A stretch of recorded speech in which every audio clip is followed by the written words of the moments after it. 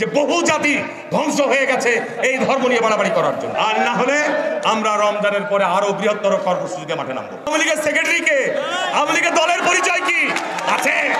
এটি আল্লাহর পক্ষ থেকে শাস্তি। শুধু জামাত ইসলামের উদ্দেশ্যে বলবো এটুকু কথা, ভাই ইসলামের ক্ষতি করেন না।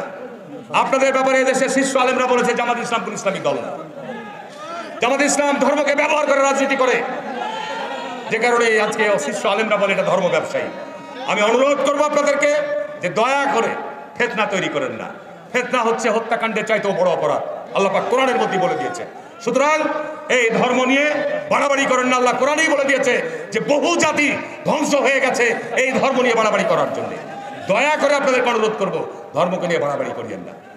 ধর্মকে নিয়ে এইভাবে আপনারা রাজনীতির অঙ্গনে খেলা করিয়েন না, দয়া করে খেলা করিয়েন না। বাংলাদেশের মানুষ ধর্মীয় মূল্যবোধে বিশ্বাস করে। শহীদ রাষ্ট্রপতি জিয়া রহমান একমাত্র প্রধান যিনি বাংলাদেশের সংবিধানে আল্লাহর প্রতি অবিচল আস্থা বিশ্বাসী হবে রাষ্ট্র পরিচালনা মূলনীতি। ইনশাআল্লাহ আমরা ক্ষমতা আসলে ওই মূলনীতি আমরা সংবিধান আনবো। শহীদ রাষ্ট্রপতি জিয়া রহমান ধর্মীয় মূল্যবোধকে সমুন্নত রাখার অঙ্গীকার করে গেছিলেন। সুতরাং ভাইরা আমার, আমি সর্বশেষে বলবো প্রধান উপদেষ্টাকে যে আজকে সারা বাংলাদেশে কিন্তু জেলায় জেলায় আমাদের সমাবেশ শুরু হয়েছে। আপনি রমজানের মধ্যেই দয়া করে নির্বাচনের রোডম্যাপ ঘোষণা করেন, আর না হলে আমরা রমজানের পরে আরো বৃহত্তর কর্মসূচিতে মাঠে নামবো।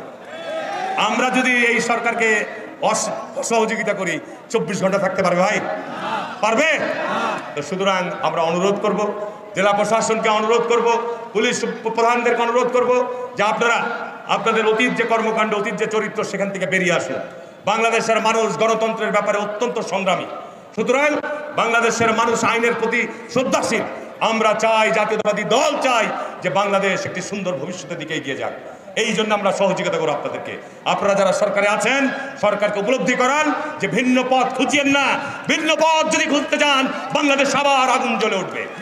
পালাতে বাধ্য হবেন, যেভাবে পালাইয়েছে স্বৈরাচার, পালাতে বাধ্য হবেন। বাংলাদেশে যতবার নির্বাচন হয়েছে আপনাদের সাথে জোটবদ্ধ করে আপনারা কয়টা সিট পেয়েছেন?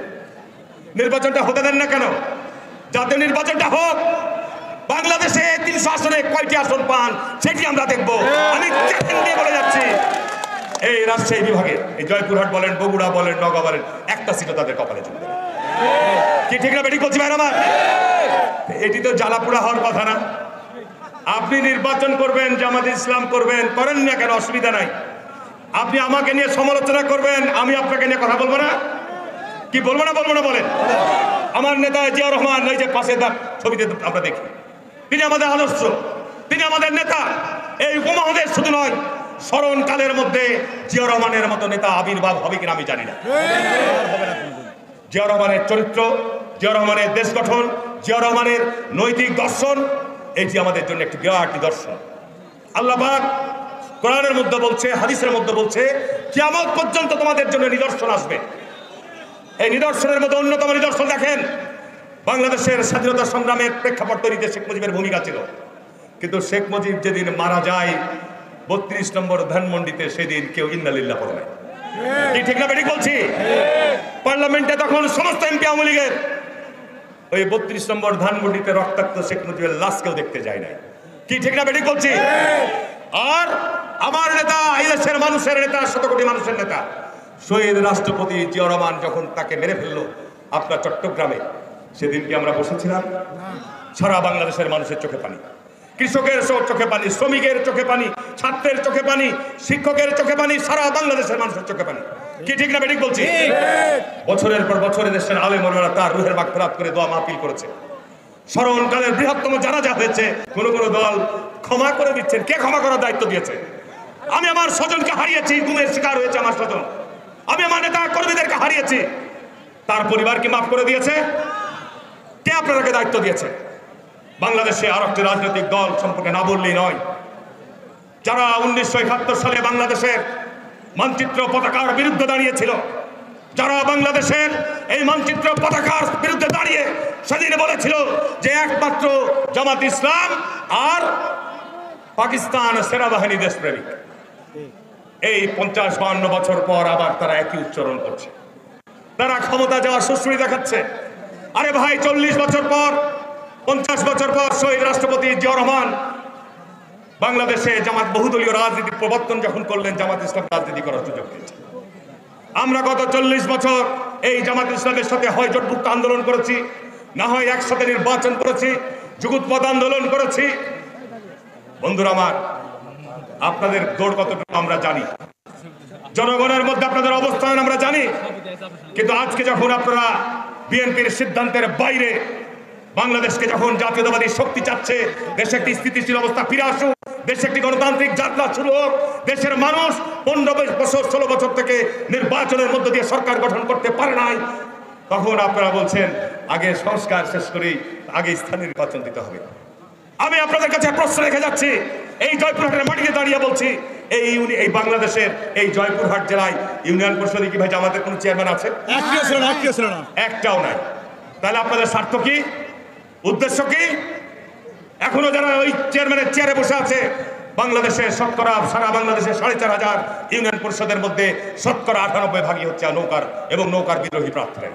কি ঠিক না বেঠিক বলছি? সুতরাং নির্বাচন হলে তো একটা স্থানীয় পর্যায়ে অস্থিতিশীলতা তৈরি হবে। এটা কি ভালো? এটা দেশের জন্য মঙ্গল? এই পথে হাঁটবেন না, এই পথে যাবেন না।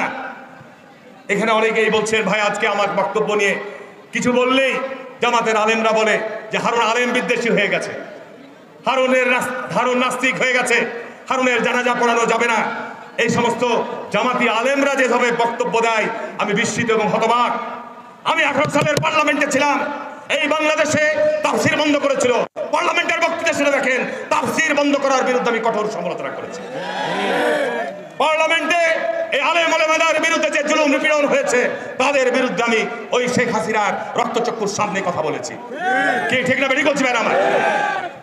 জামাত একটা রাজনৈতিক দল। আপনি যখন রাজনীতির মাঠে থাকবেন, আপনাকে নিয়ে, আপনার কর্মকাণ্ড নিয়ে, আপনার রাজনীতি নিয়ে সমালোচনা হবে, কথা হবে। আর জামাতে নিয়ে কথা বললে আলেম বিদ্বেষী হয়ে গেলাম।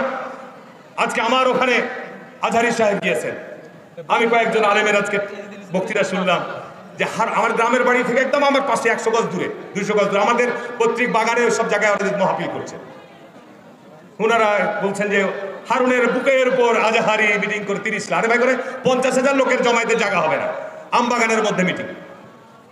আর একজন বলছে যে হারুন আজকে আলেমদের বিরুদ্ধে কথা বলছে যে জামাতিরা নাকি। আরে আমরা যদি মিটিং করে জনতার আমাদের যারা দলীয় সমর্থক টাকাটা চাই, আজকের মিটিংয়ে যেটা খরচ আছে না ভাই, এই স্টেজ মাইক লোকজন এসছে, খরচ আছে না? তা আমার লোকজনরা আমার দলের কর্মস্থানের জন্য চাঁদা দিবে, সাহায্য করবে, এটা দোষের কিছু? আমরা সাহায্য সহযোগিতা চালিয়ে এটা হলো চাঁদা, এটা হারাম। আর আপনারা সারা বছর ব্যাপী মানুষের বাড়িতে বাড়িতে চাঁদা তুলে বেড়াবেন, বলবেন এটা ইয়ানো, এটা দান, এটা সদকা, এটা কি আলামত? এটা কিসের কথা? মুনাফিকি করার টাকা পান না? এটি পরিপূর্ণভাবে মুনাফিকি চরিত্রের একটা ব্যাপার। কি ঠিক না বেটি বলছি ভাই আমার? জামাত ইসলাম আজকে আপনার বিভিন্ন জায়গায় তারা তাদের তাফসীর মাহফিলের নামে কি করছে? আমার নির্বাচনী এলাকার কথা বলে আমি ভাই জামাতের সাথে গত 96 সাল থেকে 5 বার নির্বাচন করেছি। 5 বার, 1 বার না, 2 বার না, 3 বার না, 5 বার। প্রতি নির্বাচনে বিপুল ভোটে তাদেরকে পরাজিত করেছি। বাংলাদেশে কোথাও আপনার আমার ওখানে সব সারা বাংলাদেশে জোট হয়, আমার ওখানে জোট হয় না, তাদেরকে পরাজিত করেছি। ইভেন আজকে যে তাফসীর হচ্ছে, তাফসীরের সভাপতি হচ্ছে জামাতের আমির, তাফসীরের প্রধান অতিথি হচ্ছে নুরুল ইসলাম বুলবুল। আমার ওখানে গত 18 সালে ভোট করেছে, 74,000 ভোট নিয়ে হারিয়েছি। আর আজকে জামাতের মৌলবীরা বক্তৃতা দিয়ে বলে যে জামাতের যদি নুরুল ইসলাম বুলবুল প্রার্থী হতে পারে তা 98% ভোট থেকে একাই পাবে। আচ্ছা বলেন তো, তাফসীর মাহফিলের মঞ্চ থেকে এই ধরনের যারা যে সমস্ত আলেমরা কথা বলে তাদেরকে আপনি কি সংজ্ঞায়িত করবেন? আল্লাহ পাকের রাসূল সহিহ হাদিসের মধ্যে আল্লাহ রাসূল বলছেন, তোমরা অনুমান নির্ভর কোনো বিষয়ের পিছনে ছুটিও না, তোমরা অপ্রয়োজনীয় অনর্থক কথাবার্তা থেকে বিরত থাকো। আপনি দেখবেন আজকে জামাতের যারা তাফসীর করে বেড়াচ্ছে মাওলানারা, তাফসীরের নামে অনর্থক কথাবার্তাই বেশি বলছে, এবং তাফসীরের মধ্যে তারা অন্যায় অহেতুক অনুমান নির্ভর বলছে 30 লাখ লোক হবে, কে বলছে 20 লাখ লোক হবে। আর গোটা জেলার লোক সংখ্যা হচ্ছে 15 লাখ, আর বলেন যে ওখানে নাকি 30 লাখ লোক হবে একটা ছোট বাগানের মধ্যে। জুলাই এবং আগস্টের মধ্য দিয়ে যে নতুন যাত্রা আমরা শুরু করেছি, আজকে এই নতুন যাত্রা পথে অনেকেই ষড়যন্ত্র এবং চক্রান্ত শুরু করেছে। যারা চক্রান্ত করছে তাদের উদ্দেশ্যে বলতে চাই, বাংলাদেশ জাতীয়তাবাদী দল গত 15 বছর যে স্যাক্রিফাইস করেছে, যে ত্যাগ স্বীকার করেছে, যে তাদের দীর্ঘ এই যাত্রা পথে আমাদের সহকর্মীদেরকে আমরা গুমের শিকার হয়েছে, বিচার বলতে হত্যাকাণ্ডের শিকার হয়েছে, লক্ষ লক্ষ মানুষ, নিরীহ নিরপরাধ মানুষ বাড়ি ছাড়া গৃহ ছাড়া হয়েছে। কোন দল এরকম স্যাক্রিফাইস করেছে? কোন দল এরকম জুলুমের শিকার হয়েছে? কি ঠিক না বেঠিক বলছে ভাই আমার? আজকে যারা বাংলাদেশকে নিয়ে ষড়যন্ত্র করছেন, জয়পুরহাটের মাটিতে দাঁড়িয়ে বলে যাচ্ছি, কোনো লাভ হবে না। বাংলাদেশে যতবার নির্বাচন হয়েছে, জনগণ যতবার ভোট দিতে পেরেছে, শহীদ রাষ্ট্রপতি জিয়াউর রহমানের প্রতিষ্ঠিত দল বিএনপি ততবার ক্ষমতায় গেছেন। আজকে এই বর্তমান প্রধান উপদেষ্টার কাছে আহ্বান, আজকে যে উদ্দেশ্য নিয়ে আমরা এখানে জমায়েত করছি, সরকার আজকে তালগোল পাকিয়ে ফেলেছে। সরকার আজকে বেসামাল হয়ে গেছে। সরকার 5ই আগস্টের পর 3 দিন সরকার ছিল না। নিশ্চয়ই আপনি লক্ষ্য করেছেন জনাব প্রফেসর ডক্টর ইউনূস। আমি মাননীয় প্রধান উপদেষ্টাকে স্মরণ করিয়ে দিয়ে বলতে চাই, যখন বাংলাদেশের ইথারে ভাসমান হলো শেখ হাসিনা পালিয়ে গেছে তার শ্বশুর বাড়ির উদ্দেশ্যে, বাংলাদেশের জনতা রাজপথ সেদিন নেমে এসেছিল। শেখ মুজিবের ভাস্কর্য, শেখ মুজিবের মূর্তি, শেখ হাসিনার ভাস্কর্য, শেখ হাসিনার মূর্তি মুহূর্তের মধ্যে বাংলাদেশের মানুষ গড়িয়ে দিয়েছে। শেখ হাসিনার নামে, তার পিতার নামে, তার ভাইয়ের নামে, তার বোনের নামে, তার মায়ের নামে যত প্রতিষ্ঠান ছিল সবকে চুরমার করে দিয়েছিল, তাদের নেম ফলকগুলিকে। ঠিক না? ঠিক বলছি ভাই আমার? কেন? একটি কারণ, যে শেখ হাসিনা বাংলাদেশের মানুষের উপর অন্যায় এবং জুলুম করেছে। মাননীয় প্রধান উপদেষ্টা, আপনি 8 তারিখের পরে সরকার গঠন করেছেন, আমরা আপনাদের সহযোগিতা দিচ্ছি। আপনার প্রধান দায়িত্ব এবং কর্তব্যই হচ্ছে কিসের সংস্কার? শেখ হাসিনা পালিয়ে যাওয়ার মধ্য দিয়ে বাংলাদেশের 70-80% সংস্কার হয়ে গেছে। দেখেন আজকে বাংলাদেশে পুলিশ মেরুদণ্ড হারিয়ে ফেলেছে, প্রশাসন আজকে একটা সাংঘাতিক বিকলঙ্গ অবস্থার মধ্যে রয়েছে। এরপরও বাংলাদেশের মানুষ ধৈর্য এবং সহনশীলতার মধ্য দিয়ে, যে গত 15 বছরের চাইতেও বাংলাদেশের মানুষ এখন অনেক শান্তিতে আছে, স্বস্তিতে আছে। কে ঠিক না বেঠিক বলছে আমার? আমরা ধৈর্য ধারণ করে আছি। আপনার প্রথম দায়িত্ব কর্তব্যই হচ্ছে বাংলাদেশকে যত দ্রুত সম্ভব একটি গণতান্ত্রিক যাত্রাপথে নিয়ে যাওয়া। এর বিকল্প অন্য কিছু যদি পথ ধরেন, যে বিতর্ক জন্ম দিয়েছেন ক্ষমতায় থেকে আপনার উপদেষ্টা পরিষদের সদস্যরা ছাত্রদেরকে নিয়ে নতুন দল করার পায়তারা করছেন, এটি জনগণ কোনোভাবেই মেনে নেবে না, কোনোভাবেই এটি গ্রহণ করবে না। কে ঠিক না বেঠিক বলছি ভাই আমার? এতে বাংলাদেশে অস্থিরতা বাড়বে, বাংলাদেশে নতুন করে সংকট তৈরি হবে, স্থিতিশীলতা নষ্ট হবে। দয়া করে অনুরোধ করব, যারা সরকারের জায়গা থেকে দল করতে চান, অবিলম্বে সরকারের উপদেষ্টা পরিষদ থেকে বেরিয়ে পড়ুন। বেরিয়ে পড়ুন, দল করেন, আমরা স্বাগতম জানাবো, অভিনন্দন জানাবো। জনগণ যদি আপনাদের গ্রহণ করে, কোন অবস্থাতেই সরকারের ছত্র ছায়ায়, সরকারের সহায়তা নিয়ে যদি দল করতে চান, বাংলাদেশের মানুষ আপনাদের পিঠের চামড়া রাখবে না। স্পষ্ট কথা। এর মধ্যে জাতীয়তাবাদী দলের স্পষ্ট বক্তব্য, আজকে আপনি যে বিতর্ক, যে অস্থিরতা তৈরি করেছেন, বাংলাদেশের দ্রব্যমূল্য ঊর্ধ্বগতি হচ্ছে, আপনি এখনো সিন্ডিকেট ভাঙতে পারেন নাই। শেখ হাসিনা পালিয়েছে, শেখ হাসিনার কতিপয় দোসররা পালিয়েছে, কিন্তু বাংলাদেশে কি শেখ হাসিনার দোসর মুক্ত হয়েছে? কেন আপনি 6 মাস পর আয়নাঘর পরিদর্শনে গেলেন? আপনি ক্ষমতা আসার পর আয়নাঘরের আলামত কারা নষ্ট করলো? জবাব দিতে হবে আপনাকে। আমাদের অনেক সাথী এখনো গুমের শিকার, আমাদের অনেক সহকর্মীরা আমাদের বুকে ব্যথা, যারা স্বজন হারিয়েছে, যারা তাদের স্বজনকে রাস্তায় রাস্তায় খুঁজে বেড়াচ্ছে, তাদেরকে সেই দিন কেন আপনি ডাকলেন না? তারা আপনার এই আজকে আয়নাঘরের আপনার আলামত নষ্ট করেছে। যারা আয়নাঘর তৈরি করেছিল, যারা আয়নাঘর তৈরি করে এদেশের নিরীহ নিরপরাধ মানুষকে জুলুম নিপীড়ন করেছে, হত্যা করেছে, ওই আয়নাঘরে নিয়ে গিয়ে তাদেরকে কেন এখনো গ্রেপ্তার করা হয় নাই? সে সেনাবাহিনী যত বড় অফিসারই হোক, যে পুলিশের যত বড়ই কর্মকর্তা হোক, যে বিভাগেরই কর্মকর্তা হোক, এত বড় বিপ্লব, এত বড় রক্তপাতের মধ্য দিয়ে আমরা তাহলে কি অর্জন করলাম? আমরা সমর্থন দিয়েছি, আপনার ভয়ের কোনো কারণ নাই। আপনাকে অবশ্যই দ্রুততম সময়ের মধ্যে এই সমস্ত অপরাধীদেরকে চিহ্নিত করে গ্রেপ্তার করতে হবে, আইনের আওতায় নিয়ে আসতে হবে। এটি দাবি না আমাদের? আওয়ামী লীগের দোসররা গত 15 বছর বিনা ভোটে ক্ষমতায় থেকেছে, জনগণের সাথে ভোট নিয়ে প্রহসন করেছে, জনগণের সাথে ভোটের তামাশা করেছে। যে সমস্ত পুলিশ সুপাররা, যে সমস্ত থানার ওসিরা, যে সমস্ত প্রশাসনের কর্তা ব্যক্তিরা এই প্রহসনের ভোটে নেতৃত্ব দিয়েছে, তাদের বিচারের আওতায় আনতে হবে না? ওনারা বলবে যে আমরা সরকারের হুকুম পালন করেছিলাম। আপনারা শপথ নিয়েছেন, প্রশাসনের পুলিশ এবং প্রশাসনের লোকেরা, বিচার বিভাগের যারা দায়িত্বে ছিলেন, তারাও বাংলাদেশকে এই নরকে পরিণত করেছিলেন। বিচারের আওতায় তাদের সবাইকে আনতে হবে। শেখ মুজিব যে আওয়ামী লীগের জন্ম দিয়েছিল, আর শেখ হাসিনা যে আওয়ামী লীগের নৌকাকে ডুবিয়ে দিয়ে গেছে, এই নৌকা আর বাংলাদেশে জাগ্রত হবে না, হবে না, হবে না। শেখ মুজিব আর শেখ হাসিনার মধ্যে চরিত্রগত কোনো পার্থক্য নাই। শেখ মুজিব বাংলাদেশের স্বাধীনতার পর ক্ষমতায় এসে রক্ষী বাহিনী গঠন করে বাংলাদেশের নিরীহ নিরাপদ মানুষকে গুম এবং বিচার হত্যাকাণ্ডের যাত্রা শুরু করেছিল। ভোট চুরির মধ্য দিয়ে সংসদ গঠন করেছিল। বাংলাদেশে একদলীয় শাসন কায়েম করেছিল। তার কন্যা দীর্ঘদিন পর ক্ষমতায় এসে চক্রান্ত এবং ষড়যন্ত্রের মধ্য দিয়ে বাংলাদেশে ঠিক একই পথে সে হেঁটেছিল।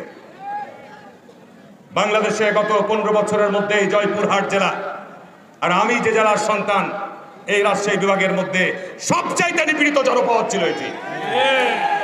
গুম, বিচার বহির্ভূত হত্যাকাণ্ড, এবং আজকে যারা এই মঞ্চে উপস্থিত রয়েছেন আশেপাশে, আমার মনে হয় অধিকাংশই জুলুম এবং নিপীড়নের শিকার ছিলেন। আল্লাহর জমিনে যে কর্তৃত্ব কায়েম করতে চেয়েছিল, আল্লাহ পাক একক কর্তৃত্ব জমিনে কাউকে দেয় নাই। কর্তৃত্বকে কখনোই আল্লাহ গ্রহণ করে না। যে কর্তৃত্ব সৃষ্টি করতে চায়, আল্লাহ তাকে ধ্বংস করে দেয়। তার অন্যতম দৃষ্টান্ত শেখ হাসিনা।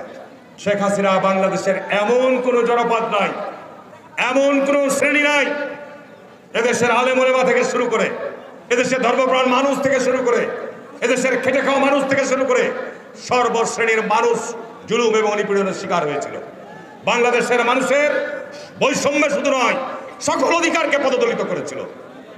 শেখ হাসিনা পলায়নের মধ্য দিয়ে আওয়ামী লীগ চিরস্থায়ীভাবে বাংলাদেশ থেকে পালিয়ে গেছে। বেগম খালেদা জিয়ার মিথ্যা মামলা দিয়ে তাকে চক্রান্ত করে জেলখানায় ঢুকতে রেখেছিল। উনি কি দেশ ছেড়ে পালিয়ে গেছেন? জনগণকে রেখে চলে গেছেন? উনি এই জুলুম নিপীড়ন সহ্য করেছেন। জিয়ার বেগম খালেদা জিয়া বলেছিল, পৃথিবীর কোথাও আমার জায়গা নাই, বাংলাদেশই আমার ঠিকানা। ঠিক না বেটি বলছি আমার? সুতরাং বক্তব্য বাড়াবো না। আজকে যে উদ্দেশ্যের মিটিং, আমি অত্যন্ত আনন্দিত।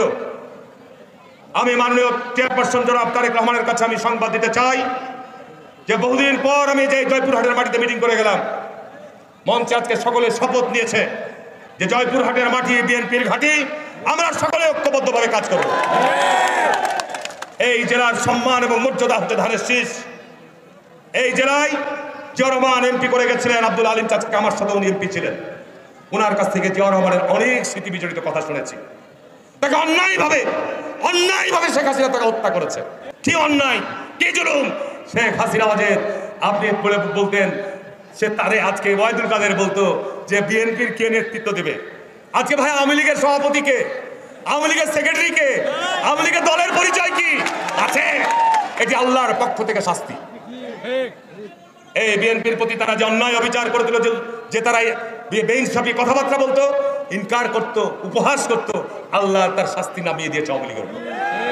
আজকের সমাবেশ নতুন করে দেশকে গড়ে তোলার প্রত্যয় নেওয়ার সমাবেশ। আজকের সমাবেশ বাংলাদেশকে একটি গণতন্ত্রের পথে নিয়ে যাওয়ার সমাবেশ। আজকের সমাবেশ দেশকে যে ষড়যন্ত্র চক্রান্ত চলছে তাকে রুখে দেওয়ার সমাবেশ। আজকের সমাবেশ জাতীয়তাবাদী শক্তির ঐক্যের সমাবেশ।